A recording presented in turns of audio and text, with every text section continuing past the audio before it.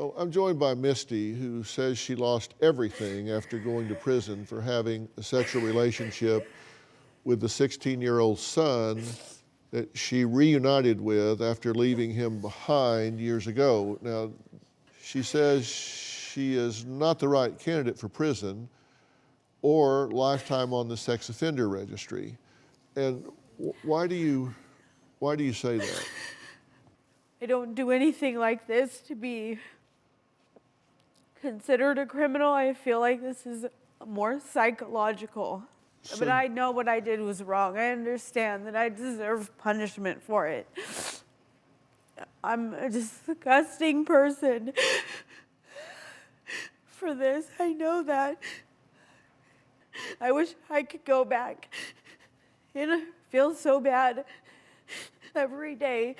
Because every day I hate myself for this. Your point is that you're not a high risk for reoffending. No. So Absolutely not. Caging you up was not protecting society. I understand I needed punishment. I learned a lot when I was in prison, and I think I came out a more aware person, but I just feel like being taken away from my children, like lost their mother. What's your relationship with those children now? I talk to them through online, but they've grown up 8-9 years without a mother. And they had a very hard life, and it was very, very hard for them, and it's my fault. How do they feel about you? I assume that they feel they've had no therapy, they've had no help, they're in the middle of nowhere, stuck just like I was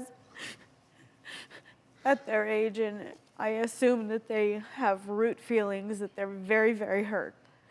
Of course they are. You told us when we talked to you in getting the history here, you say you don't feel like you should have gone to prison for what you did, that you should not be a registered sex offender because you're not a predator. Not for the rest of my life. Right.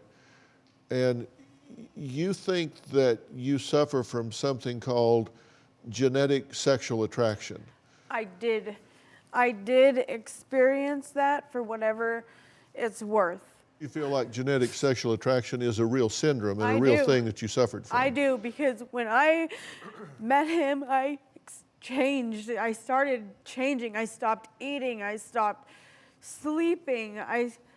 It was an addiction to this person. It was insane. My family watched me go from a mother who was taking care of my children and making dinner and doing homework and flossing my kids' teeth, making sure their rooms are clean, to going to somebody who can only be addicted to talking to this person all the time. It was sickening.